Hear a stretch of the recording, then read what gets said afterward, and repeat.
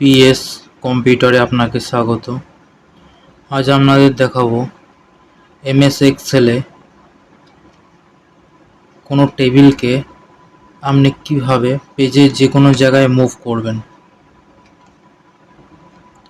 তো চলুন ভিডিওটি শুরু করা যাক।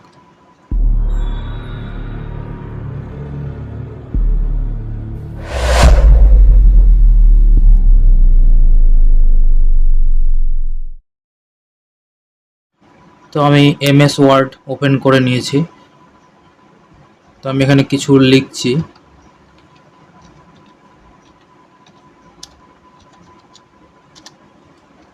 এবার ধরুন লেখার পর আমি একটা টেবিল এখানে ইনসার্ট করতে চাই।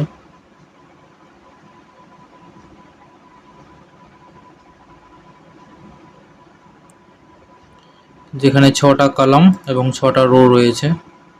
এখন যদি টেবিলটা মুভ করতে চাই তো দেখুন আমি নির্দিষ্ট জায়গায় কিন্তু নিয়ে যেতে পারছি না। আমি হয়তো আমি যে জায়গায় চাইছি সেই জায়গায় কিন্তু সরাতে পারছি না।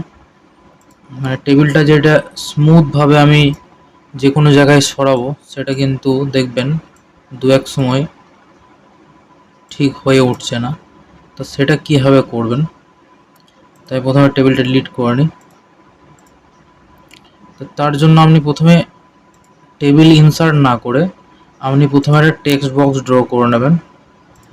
এখানে ইনসার্টে যেয়ে টেক্সট বক্সে ক্লিক করবেন, তারপর ড্র টেক্সট বক্সে ক্লিক করবেন।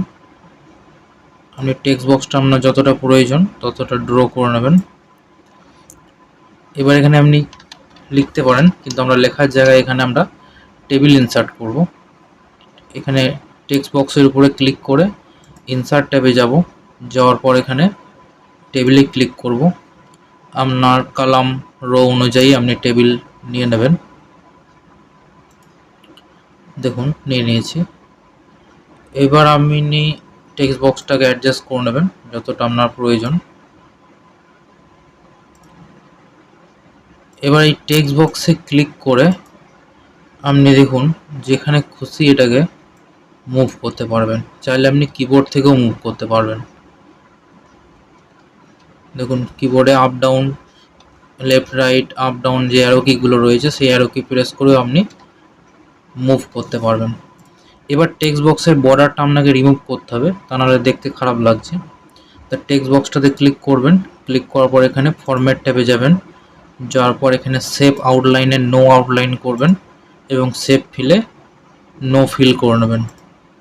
তাহলে টেক্সট বক্সের যে আউটলাইনটা সেটা শো করবে না। এবার আপনি এটাকে যে কোনো জায়গায় মুভ করতে পারেন। আবার আপনি চাইলে এখানে টেক্সট বক্সের মধ্যে যেমন আপনি কোনো কিছু লেখেন সেটাও আপনি লিখতে পারেন।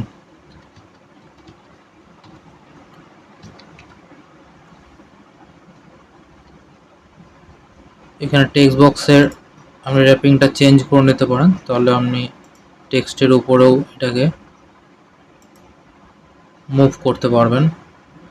যেমন এখন ইন ফ্রন্ট অফ টেক্সট আছে, মানে এটা টেক্সটের উপরে থাকবে। তো আমি এটাকে টাইট করে নিচ্ছি।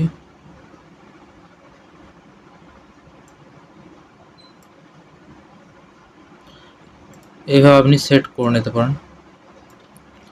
তো এই ছিল আজকের ভিডিও।